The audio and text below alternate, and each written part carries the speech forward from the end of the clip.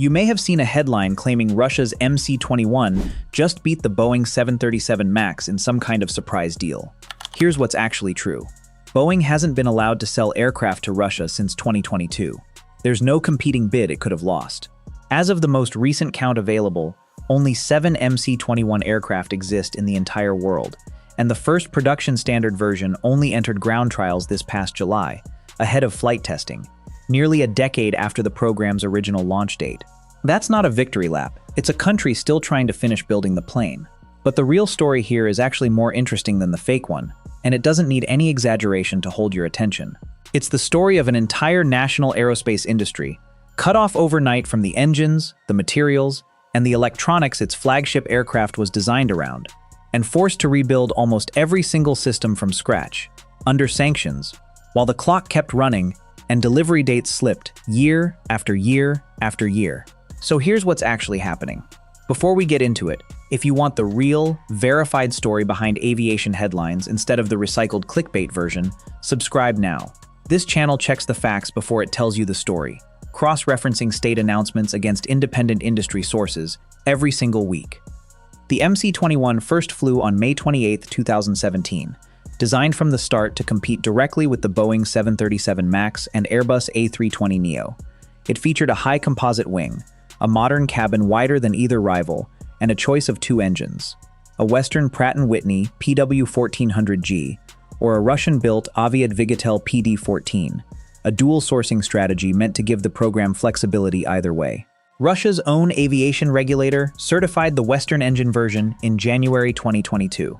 A month later, Russia invaded Ukraine, and the entire plan collapsed. European suppliers halted exports of composite materials and aerospace technology. American suppliers cut off engine and technology access under sweeping new export controls. Rostec, the state conglomerate that owns the majority of United Aircraft Corporation, the MC-21's parent company, made a decision that would define the program for the next 4 years and beyond. Rebuild the aircraft almost entirely with domestic parts. Not just swap the engine option that was already available. Rebuild the composite wing, the avionics, the hydraulics, the auxiliary power unit, the flight control systems, and the cabin fittings, essentially all of it, from suppliers that in some cases didn't yet exist at the required scale. 3 separate forces made that rebuild brutally difficult. First, the engine. The PD-14, while it existed and had been certified back in 2018, hadn't been built at any real production scale. Turning a certified prototype engine into a serial, mass-manufactured power plant capable of powering an entire national airline fleet took years of additional development, including implementing what Rostec has described as 16 separate critical technologies, from hollow titanium fan blades to new manufacturing processes. United Engine only began delivering serially produced PD-14 engines as recently as February 2025, more than 3 years after the sanctions hit. And even then, production had to scale up gradually rather than all at once. Second, the composite wing. The MC-21's signature feature was always its high composite wing, originally built with foreign-sourced carbon fiber, and one of the reasons the aircraft was marketed as more fuel-efficient than a comparable 737 MAX or A320neo in the first place. Russian suppliers had to develop entirely new domestic composite materials and curing processes, then requalify the wing structurally from zero, running fresh static and dynamic load tests to prove the Russian-made wing could handle the same stresses as the original. The first aircraft to fly with this domestically produced wing was actually a converted original test airframe, tail number 73361, which had originally been built with foreign engines and systems before being stripped down and rebuilt specifically to prove the Russian wing design in 2022. Third, everything else. Flight computers, navigation systems, radio equipment, hydraulic pumps, emergency turbopump units, even the galley and lavatory modules had foreign components that needed domestic replacements. Engineers had to strip a fully built aircraft down to its frame and rebuild it system by system, verifying each one individually before they could even begin combined flight testing. It's worth understanding what the program looked like before any of this happened. Aeroflot originally committed roughly $5 billion for 50 MC-21 aircraft, back when the program was still built around Western components, with deliveries once expected to run from 2020 through 2026. By 2018, Irkut had accumulated loose orders for close to 300 aircraft. Rostec has also pitched the MC-21 as a budget alternative, with its CEO telling Russian state media the domestic price for Aeroflot and other Russian carriers would run around $37 million, roughly a third of a comparable Boeing 737 MAX 8's list price, with the Russian state directly subsidizing the difference. That pricing only applies inside Russia. It says nothing about how the aircraft would fare in a genuine, unsubsidized international market, because it has never had to compete in one. Here's what that rebuild has actually looked like in practice. Two specific prototype aircraft carried most of the certification burden. The first, tail number 73055, flew with its new Russian components on April 29, 2025, then ferried from Irkutsk to the Zhukovsky Flight Test Center and began formal certification flights on June 27, 2025. The second, tail number 73057, first flew on October 28, 2025, fitted with PD-14 engines, the Russian-made composite wing, and fully domestic avionics and flight control systems, including hydraulics, cabin pressurization, lighting, and the auxiliary power unit. Test pilots reported that hydraulics, power supply, air conditioning, and the integrated flight control system all operated normally throughout that flight, with the aircraft handling precisely and remaining stable.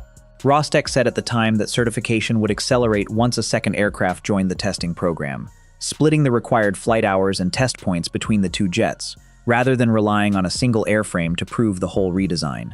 By January 2026, officials from Russia's Aviation Certification Center confirmed that certification work on the import-substituted MC-21-310 was targeted to finish sometime in 2026, alongside a similarly redesigned SJ-100 regional jet. R&D contracts covering the expanded type certificate were structured in 3 stages running through the end of 2027, meaning even after this year's certification milestone, engineering work on the program continues for years afterward. So where does that leave the numbers today? 7 MC-21 aircraft built in total since 2017. The first production standard MC-21-3110 entered ground trials in mid-July 2026, the step before flight testing begins on a true production airframe rather than a hand-built prototype. Russia's Ministry of Industry and Trade confirmed plans early in 2026 to begin serial deliveries that same year. Aeroflot, the program's anchor customer, now expects to receive up to 108 MC-21-310 aircraft between the end of 2026 and 2030. That's a real number, but it's nearly half of what the airline originally planned to receive in that same window. Even the domestic rollout has been quietly scaled back, more than once. And every single order on the books, from Aeroflot to Russian leasing companies, is domestic. There is no verified international customer. No foreign airline has been reported choosing the MC-21 over a 737 MAX or A320neo in any competitive process, because no such competitive process currently exists. Western export controls mean Boeing and Airbus aren't bidding against Russian manufacturers for the same customers right now. There's nothing to beat, and no neutral outside market has tested whether the MC-21 could actually win a sale against either of them on price, performance, or reliability if it had to. It's worth comparing this to China's Comac C919, a genuinely useful benchmark because it faced a similar starting problem. Build a homegrown 737 MAX competitor, while depending partly on components Western sanctions could someday threaten. The C919 first flew in May 2017, the same year as the MC-21. It received Chinese type certification in September 2022 and entered real revenue passenger service in May 2023, carrying more than 4 million passengers across 46 domestic routes by mid-2026, operated by China Eastern, Air China, and China Southern. That's an aircraft actually flying paying customers today, something the MC-21 still can't claim. But even the C919 has struggled. It was supposed to deliver 75 aircraft in 2025, delivered roughly 13, the same as the year before, and a 5-week US export suspension on its CFM International engines in 2025 exposed how dependent it still is on Western supply chains. EC certification, needed for real international sales beyond a handful of early Southeast Asian customers, isn't expected before 2028. More than 1,000 C919 orders exist, but nearly all of them come from Chinese state-directed carriers and lessors, not independent foreign airlines choosing it in open competition either. The difference between the two programs comes down to depth of isolation. China kept at least partial access to Western engines for years after 2022, only running into serious trouble when US export controls tightened on the CFM LEAP engine in 2025. Russia lost essentially all of it overnight, immediately after the invasion, forcing a far more total rebuild.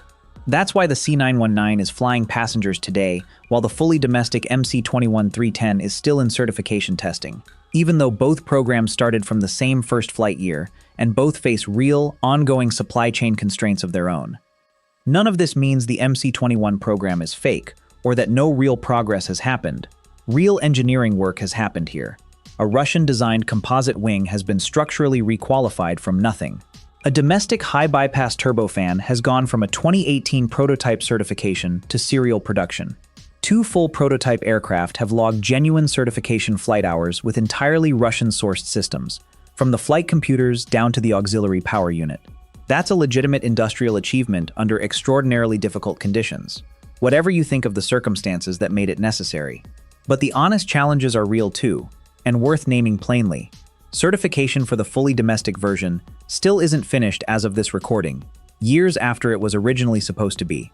There's no independent, outside Russia verification of the aircraft's safety and reliability data, the kind that comes from years of scrutiny by regulators like the FAA or ESA, the same gold standard certification that's still holding back even China's more advanced C919 from international sales. The program's own delivery targets have already been cut roughly in half once, and multi-stage certification work is scheduled to run through 2027, meaning further slippage remains a real possibility given the program's track record.